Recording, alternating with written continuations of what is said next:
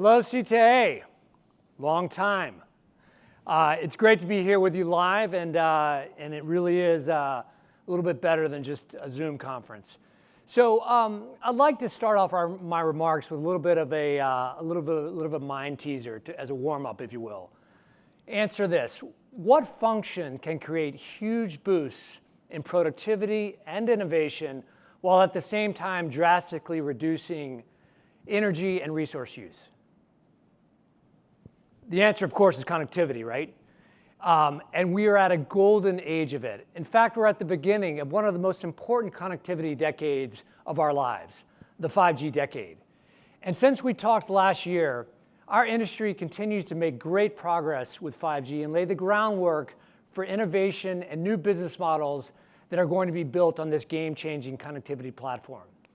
Now, we're in the early innings of the decade of 5G, but we have major momentum on our side. And the fact that we've rolled out 5G roughly 40% faster, as Meredith just said, than 4G is testament to all the hard work of the folks in this room and of our industry. We have over 300 million customers connected to 5G across the major carriers in the United States, and the vast majority of handsets now are sold with 5G connectivity. Critical new capabilities like network slicing and standalone core are imminent to scale. And all of this sets us up to create the kind of innovation and disruption that we expect in this next decade.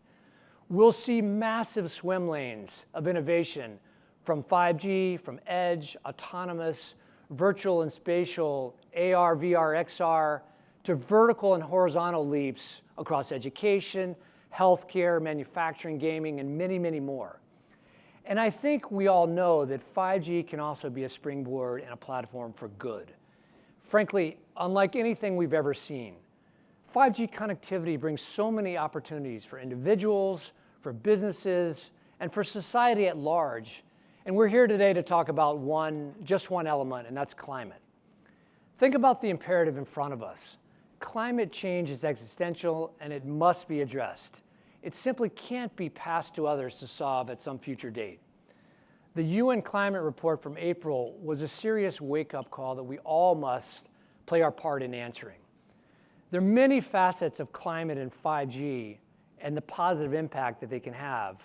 But today I want to focus on one domain, and that's smart mixed-use development and the ability to change how our cities are constructed and the impact that our cities can have on the environment. According to Accenture, cities produce 70% of global carbon dioxide emissions. And when you layer in transportation, they are by far the biggest emitters of CO2 equivalents. And according to CTIA, and Meredith just touched on this, 5G can have a huge impact. We think that 5G, according to the same study, can help reduce or remove the equivalent of almost 20 million vehicles a year focusing on this domain that I'm here to talk about today. One thing's clear: to achieve our climate imperative, we have to reimagine how cities and development take place and how cities are constructed. So I want to talk about a project that's happening just a few miles away in National Landing. And it's essentially America's first true 5G-powered smart city at scale, thanks to the collaboration of JBG SMITH, the developer, and AT&T. So let's get right into it. If you could, let's roll this video. Community, convenience, beauty, connection. They make cities thrive. But can we make our cities cleaner and smarter? Welcome to National Landing, a faster, cleaner, more connected way to move cities forward. JBG SMITH and AT&T have come together to build the promise of the first true 5G city, with AT&T's 5G woven into the infrastructure of virtually every corner of the city. National Landing will deliver world-class placemaking, with abundant green housing options and transit choices. National Landing's connectivity infrastructure, including 5G, fiber, and edge, will unlock the potential of smart cities and help make it one of the most earth-friendly and business-friendly places to work and live. It's all about the intelligence, security, and being connected in near real time. A city full of the most useful and usable innovations, like connected vehicles, traffic lights, and more. 5G-enabled smart city management allows for smarter resource management like monitoring of the water network. This idea is just a ripple in the wave of smart cities to come. The power of the art of the possible, brought to you by AT&T 5G and the physical and digital placemaking of JBG SMITH. So this is an incredible use case of advanced connectivity and 5G, and it's all happening just a few miles from the nation's capital. And imagine what this means at scale when you see this type of development happening across the country. The environmental aspects are huge and impacts, but also the economic and the industrial. So with that, please help me welcome Evan Regan-Levine of JBG SMITH to talk about exactly what's happening here just a few miles away.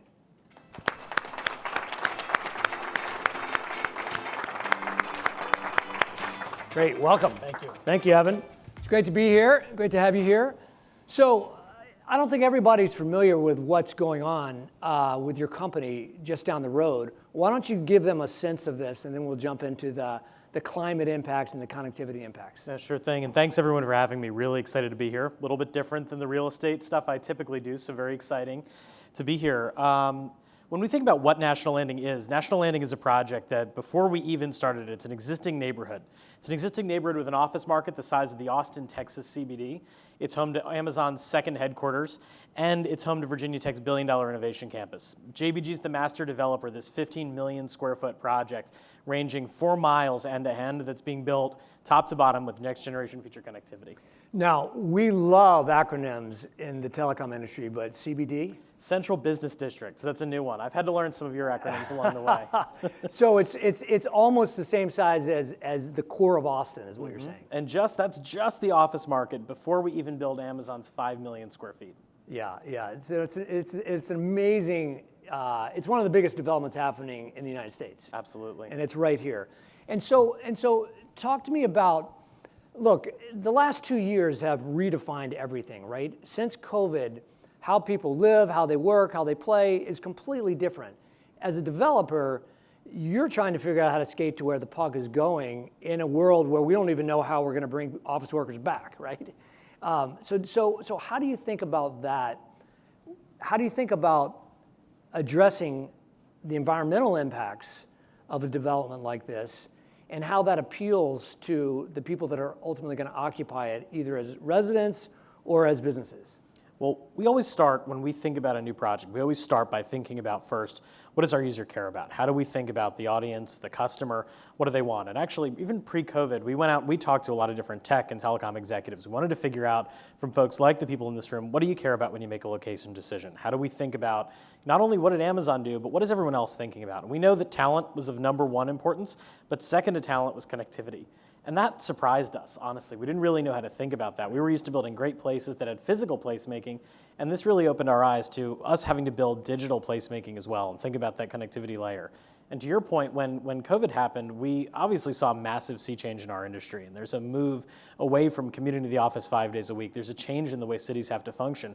But we were still, we think, and thought at the time, on the right path because we were ahead of the connectivity point, but we were also thinking about how do we create that 20-minute city? How do we make more people walk and bike to work? And also, how do we change the workplace so it's actually an appealing place to go? Why do you want to come into work? And I think the connectivity layer is an important part of that, but it drives a big environmental outcome. So talk to me about the environmental outcome, because at the end of the day, cities have to reinvent the footprint that they make on the environment, and it's also it's critical in terms of efficiency for you guys, but it's also critical at attracting people who are going to live there. So for us, it's a competitive dynamic, and we have to think about how do you build the city, like we talked about, that's going to be appealing, and a big part of that is making it walkable. And when we think about that, we achieved carbon neutrality this past year. We're very excited about that. But how do we go beyond that and say it's not just about making our buildings and our portfolio carbon neutral? It's about saying, how do we deliver that, again, that connected 20-minute city where people can live there, they can work there, they can shop there, and you can walk or bike to work. And I'll tell you one example where we were looking at that is we said, look, a lot of things done right, a lot of things done wrong in Seattle and South Lake Union. But when we saw that, we realized very quickly, Amazon shared with us, 20% of their workforce walked or biked to work. And it became our challenge to say, how do we get that to be 30%, 40%? And how do we keep more workers coming into an office as a collaborative space, but also having the tools they need to work from home? Because that's how people are going to make decisions about their office location, their residential location, and how those two overlap. We want to shorten that commute. And so let's just talk about that one element in terms of reduction of cars on the road, right? The transportation element alone.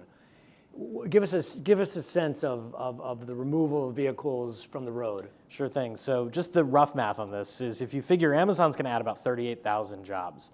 And for each Amazon job, there are follow-on technology companies. Other people want to be around them. As that ecosystem expands, if we say that 20% of those people aren't going to get in a car to come there, just start with that baseline Seattle number, then you talk about anywhere in sort of the 8 to 10,000 person range. 8 to 10,000 people living in that neighborhood, depending on that follow-on demand, not taking a car into their office. And I'll say the other thing that came with Amazon when you help size that is they helped to bring, and we really push for, enhancements to public transit, building a walkable pedestrian bridge to the airport, and enabling all of this with technology. So that experience once you're there is better, but it's all about getting people out of their cars and making that 20% number go to 30%. That's incredible. So I actually looked it up before this talk. 8,000 cars annually is the equivalent of about 4 million gallons of gasoline a year, or almost 40,000 metric tons of CO2 equivalents. I knew that before, but I looked it up to make sure I was right. But okay, so back to connectivity then. I would posit that connectivity, advanced connectivity specifically, is a non-negotiable for all development. It's like electricity. You never build a development without electricity, well, you never build one again without advanced connectivity. So in terms of how do you think about that, let's break it into two pieces. One is the individual piece, how people live, work, and play. And then we'll talk about the infrastructure side of sensors, of IoT, of AI. Sure thing. So the first part is it is absolutely utility. My partner, Adam Rashid, who helped conceptualize a lot of this, build it with me, he always loves to look out and say two things. One, real estate houses the economy, and two, he says this is a utility. And when he says this, he means our converged network offering. And that's so important because we would never build a project today without making sure there was water and power, and even making sure some of that power was solar or renewable. But we don't think about it. We ignore connectivity, and we don't let it happen the right way. We let it go to the market's sort of decision, and left to its own devices, the market doesn't build the kind of connectivity stack. We need to find intentional partners, just like we have to go out and make sure the utilities in a development function the right way and everyone has access to it. So we always start with that as the baseline, and knowing that it needs to be redundant, reliable, and secure. That's how we think about it from a utility perspective. But what that unlocks, it isn't just the simple prosaic thing about people being able to do their Zoom calls from the park or go from their bedroom to the boardroom to the park on the same network and have private networks and on Spectrum. It's anything like that. That's all exciting, but it also opens up an experience layer. And for developers, we're always thinking back to that point, how do you get someone to come somewhere? You have to have a next generation experience, and that next generation experience really comes down in so many ways to how do we deliver an experience layer that runs on that network, that takes advantage of that connectivity, that surprises and delights, that makes people feel excited about the way they interact with their workplace, the way they interact with their home. And I think that's where there's incredible potential for technology to unlock that, specifically connectivity layer, unlocking how we can build that. Yeah, and we're in different industries, and we would, you can tell this is a live event. I would say, I wouldn't use the word utility. I would use the word, it is an advanced KPI, a critical success factor for your residents, right, your businesses. It's so critical in how they live and work, right, and how people want to live and work. But you're right, you can't have it without it. I think though you're hitting on, I think it's an interesting point on the different industries that people in our industry don't always think about that the same way. And we've been educated by AT&T, by others. We're learning more because for developers, it's something that somebody else does. It's like, great, I want to create a conduit in a building and someone else will take care of that pesky fiber or make sure that there's a mounting point on the side of a building for a small cell. We don't think about it. And I think that's where our industry is shifting and adapting, driven by needs for more connectivity, to think about it as a KPI and to think about it differently. Yeah, exactly. So let's talk about the impact of that, because it's one of these things that's one step removed. Like, yeah, I get how advanced connectivity keeps people from, they don't have to commute every day. Okay, got that. But how else does advanced connectivity start to really reduce your footprint on the environment as a developer? I think there are a couple ways you can do it. One, and we've talked about this a lot, is actually understanding more about how people use our buildings. And we've said from the outset, we're not about collecting PII or information like that in our business. It's not what we do. But what we do want to know is is a room empty? Is it full? Is it hot in here? Should I have the HVAC run because I can detect there are a lot of people in the room? And you can read in the newspaper so much of what we do today in our industry is it's antique. It's, you think about how many people swipe their badge to come into the building. It doesn't matter if someone swiped their badge and 5 people followed them in. I want to know how many people are in a room at a given time so we can adjust energy utilization, or even how to plan our product. Are people using one amenity? Are they not using another? So that we can shrink our footprints, we can make them more efficient, and we can effectively create this adaptable building environment that doesn't exist today in the same way, and it doesn't exist in a ubiquitous scale. It can happen on pockets, but not across an entire city-scale neighborhood enabled by the sensor network. Well, it's so interesting. I mean, you know, we talk about this stuff academically, but you guys are actually building it. And so let's peel the onion or pull the thread on the sensing stuff for a second, a little bit more. The ability to impact water consumption, the ability to impact electricity consumption or heating and cooling, coupled with the AI around it, actually creates this virtual cycle for your business case, right, for investment. And so how do you think about that, and how are you going to be you're the poster child for this, for others to follow? I think it comes down to the fact that, one of the things we're known for is mixing uses. And you're not going to understand everything about a city if you only understand one piece. If you look through a myopic lens at just apartments or just office. I think it starts with understanding how people move between different uses in a neighborhood. But then it's about saying, hey, I can understand how they move, and then I can adjust my sensor network and actually build out a case that teaches me more about the right kind of product to build. How do I think about my investment case about building a new amenity if I don't know who's using it or why? How do I think about investing in advanced effectively sustainability technology if I don't have a way to program that in the right sense or learn from the data that we're collecting? And I think we have a fairly unprecedented ability to look across this entire place, and because of the massive device density that's supported by our network, actually have a really good idea what's going on in a lot of places, track it over time, and apply machine learning to that so that we can start to size our project differently, shape our amenities differently, understand even the urban form and the built environment differently. And in a time when I think you could look across the room, a lot of people here are rethinking, as you mentioned, how they use office space in their companies. It gives people a chance to say, this is what I'm using, this is what I'm not. How do I make the right decision? How do I pick how people interact with my space? And how do I reduce my footprint from having 500 offices to having 100, and then managing those 100 really, really well from a sustainability perspective? And so it really, I mean, for the CFOs of the world, the chief financial officers, having the right data to feel confident that this type of investment is actually going to pay off has been a challenge. It's chicken and the egg. And you guys are actually proving it out real time. I'll give you a real life example. When we were talking to a company recently who had reduced their office footprint by half. And we own office, but we're not Pollyanna-ish about what's happening in that world and how hybrid work is changing. Now, we don't think office is going away, but we think it's going to change. Yeah. And some neighborhoods are going to win, some neighborhoods are going to lose. The places that win are the ones that have a better environment, but the CFO at that company is looking and saying, can I really cut my space in half? And they used advanced data around, they put sensors throughout their space, tracked it for 3 years, studied how people actually use the space, and then went to their architect and said, I want to invest in more expensive build out. I want to make the space nicer. I want to put more technology in it. I want to put more sensors in it, but I'm going to cut my real estate bill in half.